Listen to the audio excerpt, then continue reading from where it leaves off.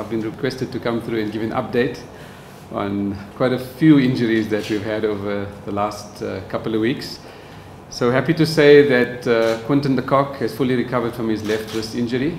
In fact, he joined the T20 squad today at Centurion in training. He was batting in the nets as well, so he's good to go for the Australian Test Series. AB de Villiers, his right knee injury, he was withdrawn from the T20 squad, more as a precaution because of the looking ahead at the Test Series. So he should make a full recovery, and we're comfortable with that. The two players who sustained bony injuries, fractures, as Faf du Plessis and Themba Bavuma, as we said previously, they usually take about 4 to 6 weeks to heal. So we're in that period of between 4 to 6 weeks. They've been monitored weekly. They have a great team working with them in Cape Town currently. The plan at the moment for Themba is to play a club game on Sunday, which will probably be his fitness test. If he comes through that game, then he's available for selection.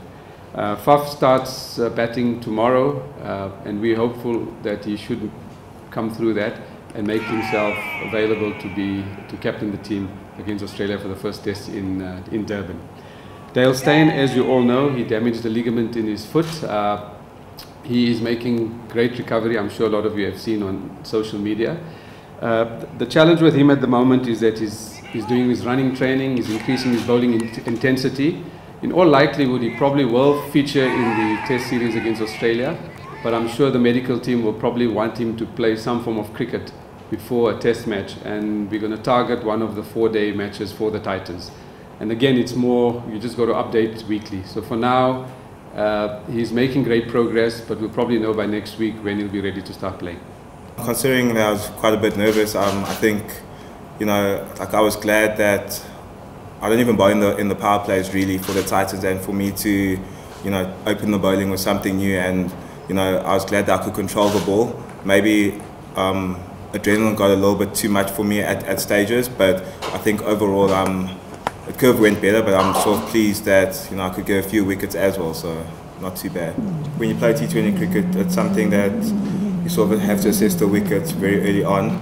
But look, we had a game plan and we sort of stuck with it. I think in hindsight, the Indians obviously saw how we bowled, so in hindsight they could obviously adjust to what we did. But in terms of our game plan, we backed it, whether it was wrong or right, but it's something that we truly believed in.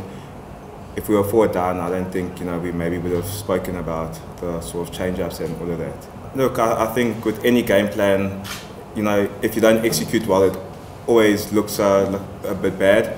I think as bowlers, the one thing that we were after the game is we were honest with each other.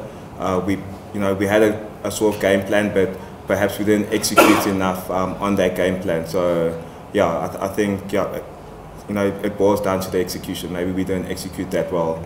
We've assessed that we're going to go in with a game plan, but I think we need to be a little bit more proactive. That's the only thing that I would probably change. We'd have a game plan, but maybe just proactive as opposed to being reactive to that. So, and not being predictable, obviously. I think someone like Pato, I think he bowled brilliantly at the death. Maury as well.